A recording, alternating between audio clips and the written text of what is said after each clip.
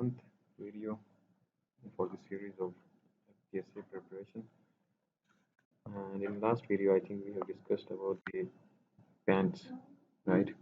We have studied and discussed the theory related to pants, and today we will look out for different objectives, MCQs related to pant. So I think we have covered question number 136 of building materials, and from question number 137 the MCQs related to paint starts. So let's see the questions. The most commonly used base for timber painting. I think guys who are listening to this video for the first time, you must go to the previous video and then listen to the theory of the paint, and then it will make things easy for you to understand the why we are taking the right options for any question. The most commonly used base for timber painting is option A is red lead, and then zinc white, white lead, and titanium white. So the right option is white lead. White is right. For that you have to go to the previous video where we have discussed about the different bases for paint. The next question is the commonly used base for iron and steel work is red lead.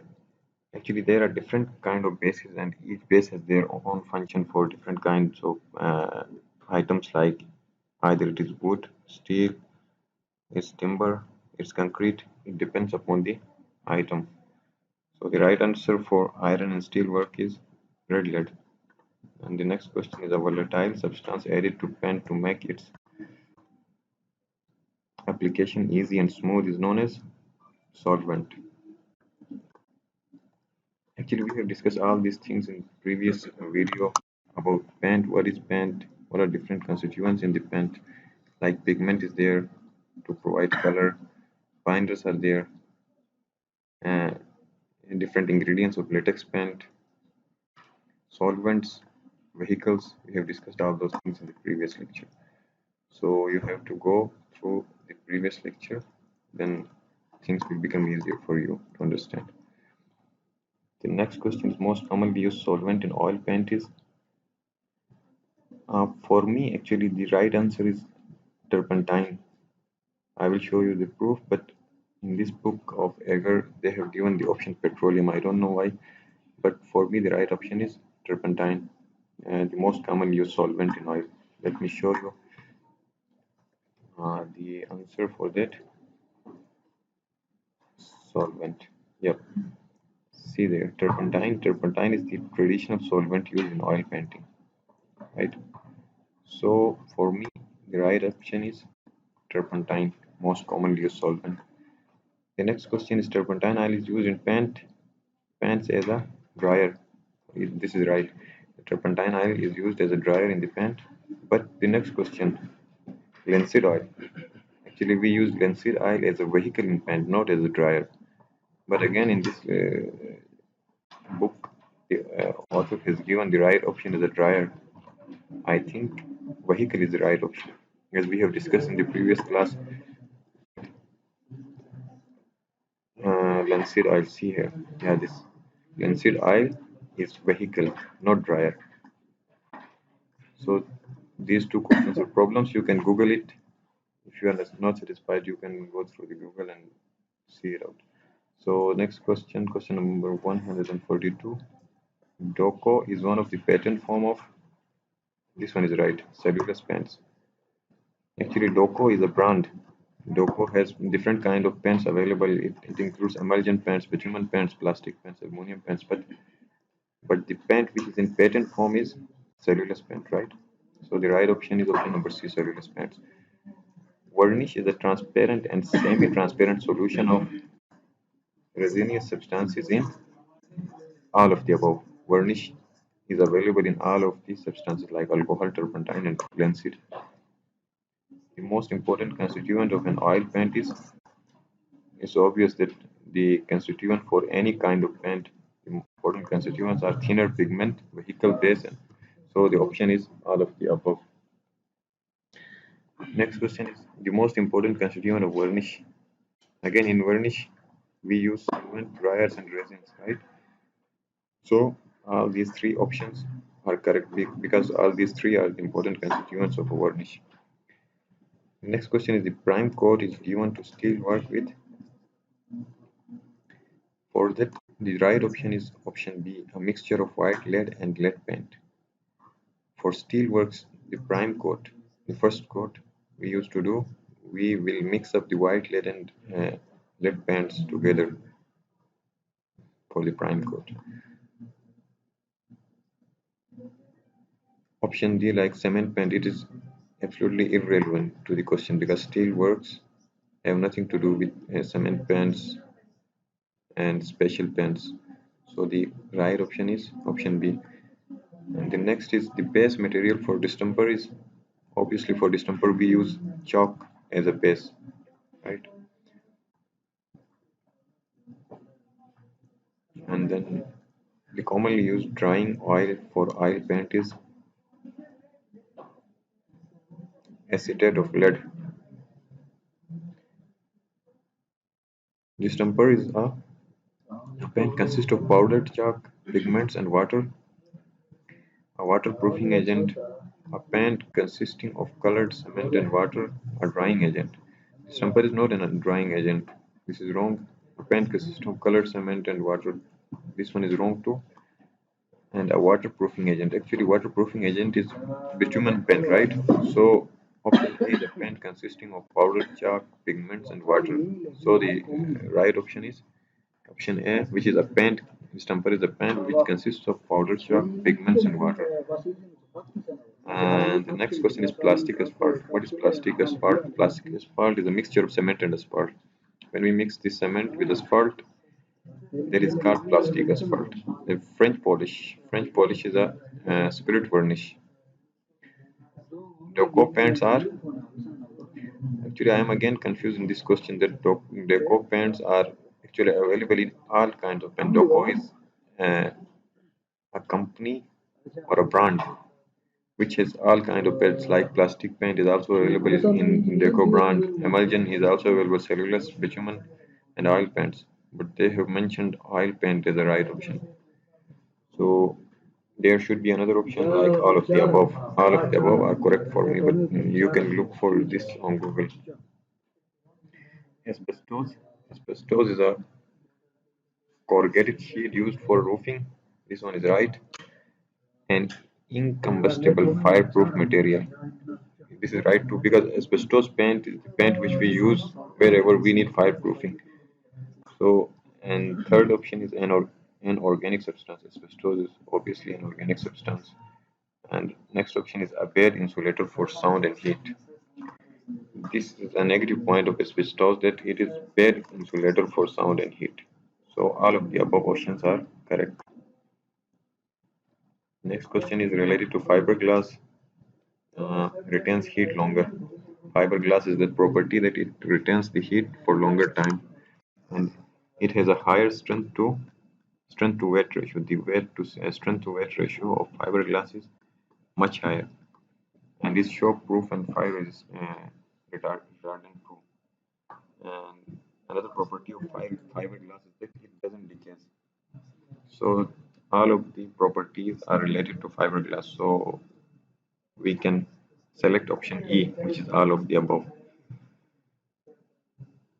Bituminous fills are used for covering AC sheets, covering sloping roof, DPC, none of these. Right option is covering AC sheets. Formula for quicklime is calcium carbonate. Calcium carbonate is known as quicklime, right? And the formula for calcium carbonate is CaCO3. And next question is dry rot. Actually, we have discussed the timber, right, in the fifth class, fifth lecture, where we have discussed about the timber, in which we have also defined dry rot. Dry rot means reduction of wood or timber into the powder form is called dry rot. So the option C says that dry rot is reduction of timber to powder form. So the right option will be C. Next question 158. In paints, the pigment is responsible for, obviously pigments are responsible for colors. We have discussed this point in previous class too. Color pigments, the material added to paint to get final desired color is called pigment, right?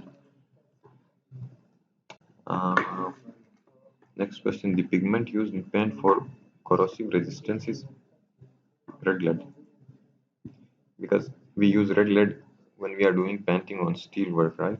Steel or iron work. So corrosion is actually related to steel and iron work. Therefore, the pigment we use in paint for corrosive resistance is red lead. The material generally not used as extender in paints is zinc white is not used as an extender.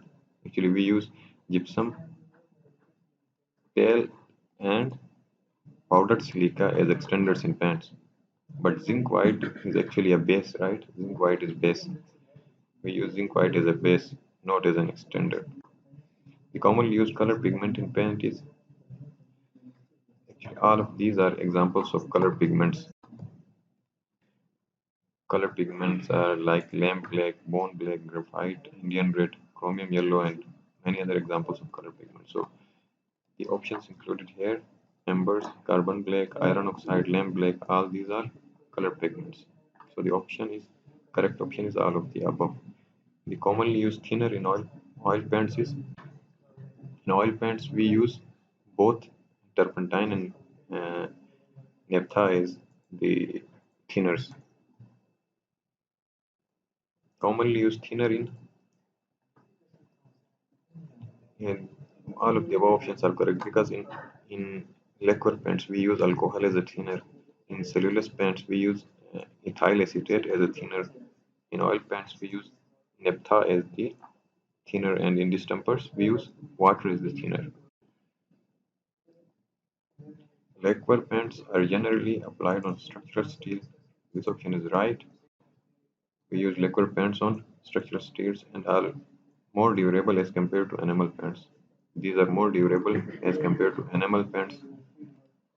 In previous class, we have discussed about different types of paints, right? In which we have discussed the enamel paint, oil paint, emulsion paint, cement paint, bituminous paint, aluminum paint, anti-corrosive paint, synthetic rubber paint, cellulose paint, plastic paint, silicate paint, resin paint. So you need to go back to the previous video to understand about what actually is liquid paint. Then you can select the right option. So the right option for this question is all of the above.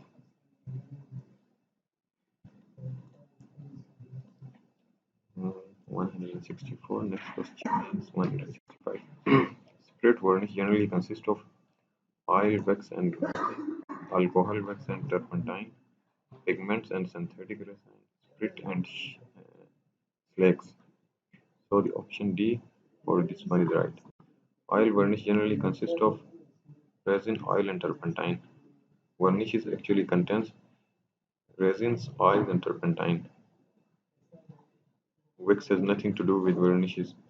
In if you see the option A, spirits and synthetic resin has nothing to do with the varnishes, and in oil varnishes we don't use, like in option A we said spirits are not used in oil varnishes, so option D is also wrong. Option C contains resin, oil, and turpentine. Bitumen paints offer, uh, if you look into the definition of bitumen paints, we actually do bitumen paints where we need waterproofing, right? Like underground water tanks, and in foundations of different buildings. So this type of paint is made from dissolved asphalt or tar, which gives its characteristic black color. It is waterproof and alkali resistant, but not suitable for application where it will be exposed to sun, since it deteriorates. So from that definition you can understand what actually is the bitumen paint. Bitumen paint offers pleasing surface. No, because it is unpleasant. That's why we don't do this paint on surfaces which are exposed. Smooth surface, this is also wrong. Rough surface, this is also wrong. Hard surface, this is irrelevant. So the main function of bitumen paint is protective, to make a protective surface or for waterproofing. Cement paint usually has all of the above characteristics. You need to remember these 4 points. Contains hydrated lime. It contains 5 to 10% of color pigments and are prepared with white cement. Contain 5% sodium chloride. Stucco paints are suitable for actually stucco paints are suitable for both the stone masonry and brickwork. Snowcrete is one of the patent form of waterproof cement paint. Like in previous question, we have discussed about the patent form of Doco, right? Doco is the patent form of cellulose paints. Similarly, Snowcrete is a patent form of waterproof cement paints. The most fire-resistant paints are obviously asbestos paints. Asbestos paints are the most fire-resistant paints.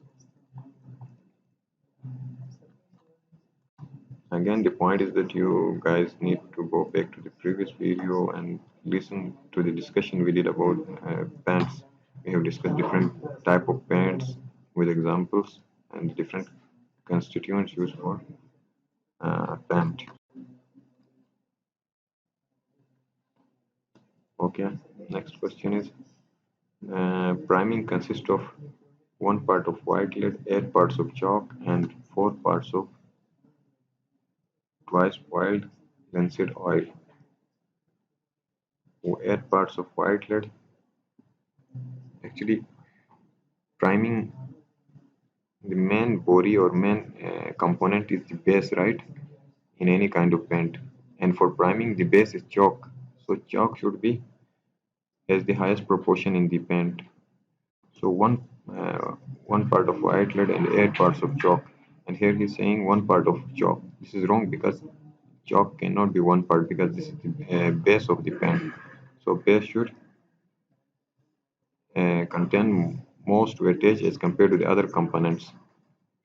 And in third part, 8 parts of chalk too, but the 1 part of white lead and 1 part of linseed oil.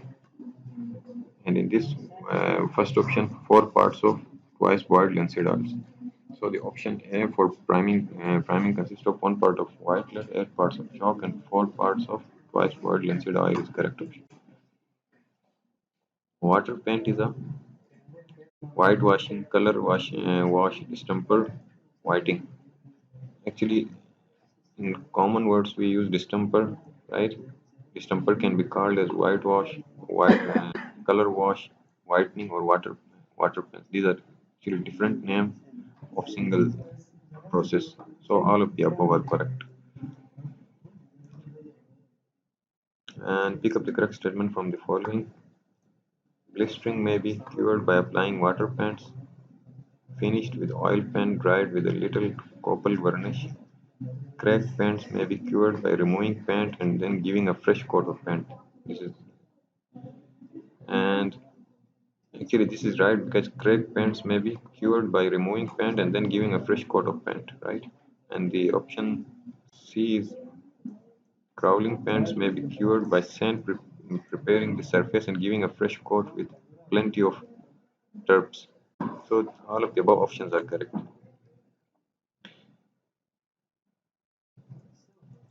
Resins, actually we use resins in varnishes. Option A is saying that they are not soluble in water. No, actually resins are soluble in water and they are not soluble in separate. Resins are not soluble in separates and they are soluble in water, so both options are not correct. Option C is saying that resins are used in varnishes. This is right. Left behind an evaporation of oil is wrong. So option C is correct. To give a brilliant finish, type of varnish used is spread varnish. The most durable varnish is oil varnish. These are different spread varnish and oil varnish, like, right? If we are looking to get a brilliant finish, then we will use spread as a varnish. If we are looking for a durable varnish, then we will use oil varnish for durability. Liqueur is a spread varnish. percentage content of silica in window glass. Okay, I think we should stop here because the next question is related to glass. So in next video we will first discuss about the different topics related to glass, its properties, and different components and their uses, and then we will go to the multiple choice questions related to glass. So let's close this video here and see you guys in the next video. Till then, goodbye.